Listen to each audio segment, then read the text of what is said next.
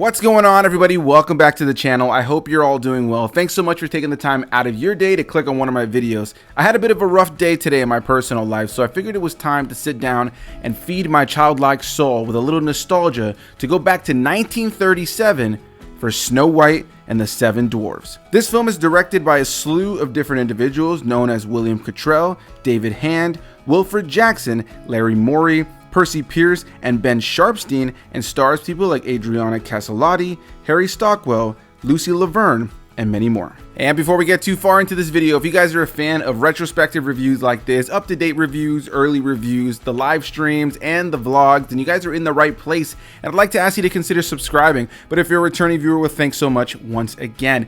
And today we're taking a trip back to 1937 for a film that is widely recognized as not only the very first Disney animated feature-length film, but also the first ever animated feature-length film of all time. There's a couple of places online you can find some things that go against that, saying there were some films that were destroyed and no longer exist, but the most widely known animated full-length film is Snow White, the first ever. And so going into this film, I was looking forward to revisiting it. It honestly had been many years, but I have so many nostalgic memories of watching this film as a kid with my mom and my sister. As a kid, my mom used to buy my sister and I all the VHS tapes. Most of them are still with my mom for so many of the iconic Disney films, and Snow White was so different. And it had honestly been quite some time since I'd watched this film, but it's a film that has so much kind of just like deep rooted into pop culture, whether it be with some of the songs in the film, the iconic characters like the Seven Dwarfs, Snow White herself, the video games that have included these characters, pop culture references, and even all the theme park attractions and characters that you can meet at the various Disney parks across the world. Without a doubt, Snow White, almost 100 years after it was released, is still one of the most iconic films of all time, and still one of the most popular films of all time in the world of Disney films. And so with the new remake on the horizon with Rachel Zegler and Gal Gadot, which is riddled with backlash and controversy, which we'll talk about in the review for that movie, I figured it was the perfect time to go back and revisit Snow White and the Seven Dwarfs. I'll start this off by saying that as a kid I really enjoyed this film. It was never a favorite of mine, but it was a film I always really enjoyed. It very much felt like a classic film. And watching it today on Disney Plus, I had such a good time going back and revisiting it. And it's so funny to say that because as somebody who critiques film here on YouTube, you know, there's always kind of a focus on narrative. There's a focus on character. There's a focus on things that feel memorable and things that feel different. And when it comes down to Snow White, it's a film that you have to view with the lens of what was coming out around that time. It's a film you have to view with the lens that it was the first ever Disney animated film. It's a film you need to view with the fact that this is the first animated film of all time. And so you can't necessarily hold the same standards of narrative and character to what you would see in a modern day film to this film. And so what I could say about that right out of the gate is that Snow White is a pretty paper thin story. I don't really know that there's an abundance here that's going to make people go back and be like, wow, this is one of the most captivating stories of all time. But it's a film that works because of its charm. It's a film that has really likable and charming characters and has a really fun dynamic between the titular characters of Snow White and the Seven Dwarfs. Now, of course, Snow White in this film is played by Adriana Caselotti, and I think for the most part she does a really great job of playing this character who's very light and, I guess you could say, for the time, a very traditional young woman, somebody who is very dainty and sweet and kind and wants to clean around the house. It's definitely an old school approach to a female protagonist, but she's such a charming and likable and sweet character that it's hard to ever really root against her. And so the base gist of this film is that you have the evil queen, who's played by Lucille Laverne, who also plays the character when she becomes the witch later on in the film. She pretty much goes to her magic mirror on the wall and finds out, hey, listen, who's the prettiest motherfucker out there in the world? And if it's not her, she's gonna go after him. So when she finds out that Snow White is the newest, prettiest lady out there, she decides to send out her huntsman to literally kill Snow White. This is no joke. Going back and watching some of these older Disney films, I always loved that they're a lot darker than people tend to remember. And I think it's so interesting that when Disney or different studios for kids do things today that are a little bit dark or edgy, they're kind of criticized for it. But when you go back to a lot of films from the 30s, the 40s, and the 50s, especially when it came down to animation, you easily begin to start finding a lot of things that were pretty dark for the time, which is really funny to see how far we've come. But yeah, the huntsman is sent out by the evil queen to go and kill Snow White, but when he gets there, he tells her, I can't do this. There's no reason for me to kill you. I need you to just get away. run into the woods, get far away from here because the evil queen is coming for you. Without second guessing it at all, without even asking much of a question at all, Snow White runs for the woods. She ends up finding herself in a bunch of scary situations, seeing monsters where she thinks there are monsters, but there's just trees, and ultimately finds herself at a cottage. She makes friends with a bunch of woodland creatures, and they all work together to clean up this cottage, only to learn that it is owned by a group of 7 dwarves known as Doc, Dopey, Bashful, Sneezy, Happy, Sleepy, and Grumpy. And she ends up building this familial kind of relationship with them. They end up kind of bashing heads a few times, specifically the character of Grumpy. Some of them fall in love with her immediately. Some of them think she's absolutely alluring immediately. But ultimately, they build this great familial kind of vibe between all 8 of them, and that's what majority of this film really is. It's Snow White and the 7 dwarves just kind of hanging out. She's making dinner for them, she's singing a song for them, and ultimately just building a fun, light, and very pleasant friendship. And that's where this film really is at its strongest. It's in the 7 dwarves and Snow White element of this film.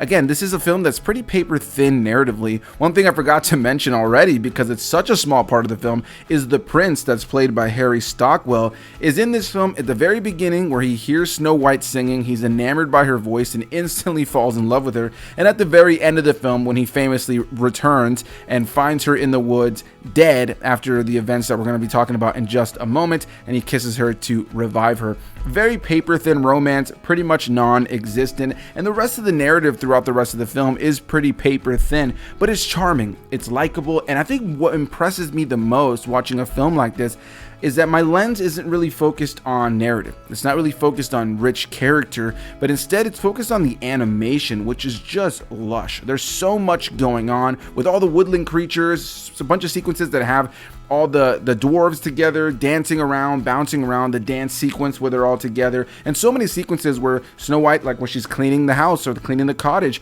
with all of these woodland creatures. There are so many different creatures doing different things, so many little fun moments of animation that are all happening at the same time. And for this film to come out in 1937 is absolutely astonishing.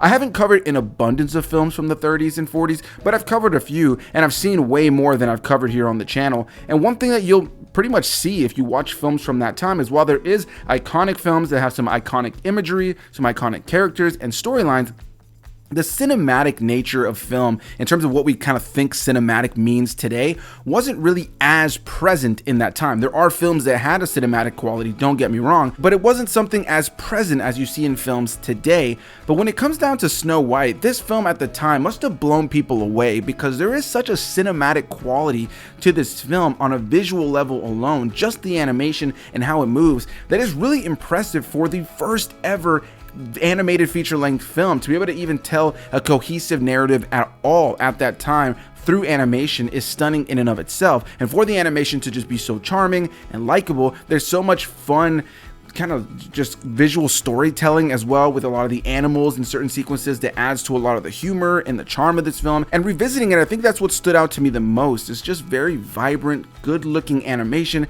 that moves in so many different directions. And of course, this is in the day and age of true hand-drawn animation, where you have a foreground, you have a background, you have these different, just shot by shot, frame by frame kind of pictures that have to be put together for it to all flow. And with so much going on at the screen on times, with all these woodland creatures and the 7 dwarves and Snow White, and the way her dress flows, and so many moments in this film, it really is no surprise really that this film is such a big name in the world of animation, and has kind of remained an incredibly relevant story. Now, of course, the story is based, like a lot of other Disney films that would follow, on a bunch of fairy tales, a bunch of folk tales that they took the story from and adapted it in a Disney sense. And so this film is no different. Now, I've talked a lot about that middle section with the 7 dwarves and Snow White and the fun of that and the animation. Moving forward with the story, at a later point, once she finds out where Snow White is, the evil queen comes after her herself, dressed as a witch, or disguised as a witch, I should say, using some magic, some black magic to disguise herself as this evil witch. She goes to her, of course, she famously offers her the apple.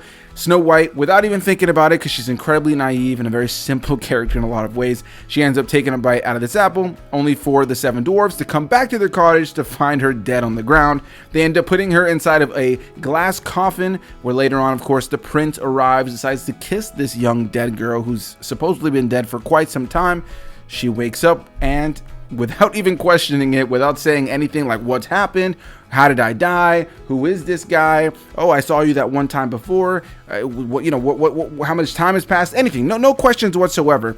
She immediately just gets up and says, all right, bye everybody, to all of the dwarves, goes off with the prince without a single word really to him, and the movie ends. It's a very simplistic, straightforward story that gives you the bare bones structure of a narrative really in a lot of ways, but has so much charm. I was so surprised going back and revisiting it how much I really enjoyed it, because while it is a film I have nostalgia for, and I do think that definitely adds to my love of the film, more than anything, just as a fan of film and as a fan of animation, I found myself really impressed by just how much the animation has held up. And in the day and age where we have such an oversaturation of 3D animation, a lot of it being very beautiful, but some of it just feeling so generic in this day and age, it is just so nice to go back to a film that just genuinely visually on the art side of animation just looks so creative. It looks so pretty to look at. It makes me miss the Disney films that are 2D, that have this hand-drawn animation. I've covered a few in recent years, but it makes me want to go back and do a deep dive of a bunch of films that I haven't seen in many years. And I think it totally makes sense why Snow White is one of the most beloved films in the Disney filmography, and why it's a film that continues to have things included into the theme parks, why it has merchandise, and why it's now getting a remake. But the question is that remake going to be any good? Is it going to be able to expand upon a simple story while also staying true to the original film? And honestly, with all the backlash to the film, does it really even feel like a film that people are going to give a lot of a chance to at all? I'll be checking it out next week, so you guys can check out here on the channel where I will have a full review for that new remake starring Rachel Zegler and Gal Gadot. But for now, my question to you is, what are your thoughts on Snow White? Where does this film kind of sit for you in the world of Disney animated films? How do you feel about the songs? And maybe what's your favorite Disney animated film of the 2D hand-drawn animation era? I look forward to hearing any and all comments from you guys. So a big thanks to everybody who clicked on the video. Thanks for taking the time to listen to me rant about a movie. Like I mentioned at the top of this video, I had a bit of a rough day in my personal life, so it was nice to sit here and just talk about a movie, because ultimately, whatever's going on in my day-to-day life, talking about movies is something that puts a big smile on my face, and this film definitely took me back to feeling like a kid. It reminded me of sitting down and watching this film with my mom and my sister when I was a kid. It made me feel nostalgic for those times. It made me, really more than anything, think about a time where I watched films without that critical eye. I think in the modern day, we all criticize things too much, and me included. I think that we have so many films that come out, and especially doing film criticism on YouTube, obviously I want people to be able to trust what I have to say and want to be honest about my takes on movies. But you look at a movie like this that is very simple narratively and has very simple characters. Obviously it came out in a different time, so you have to kind of take that into account. But it's a film that stands the test of time through its charms, through its likability, through its songs, and ultimately was able to do something huge for film at the time. And just reminds me that sometimes it isn't all about being overly critical, but sometimes it's nice to just sit back and watch something that makes you feel like a kid again. And that's exactly what Snow White and the Seven Dwarfs did, even if it's not my favorite Disney film of all time. So a big thanks to all of you guys for watching. Hit that like button, comment your thoughts, subscribe for more videos, and I'll see you guys in the next one. Bye-bye.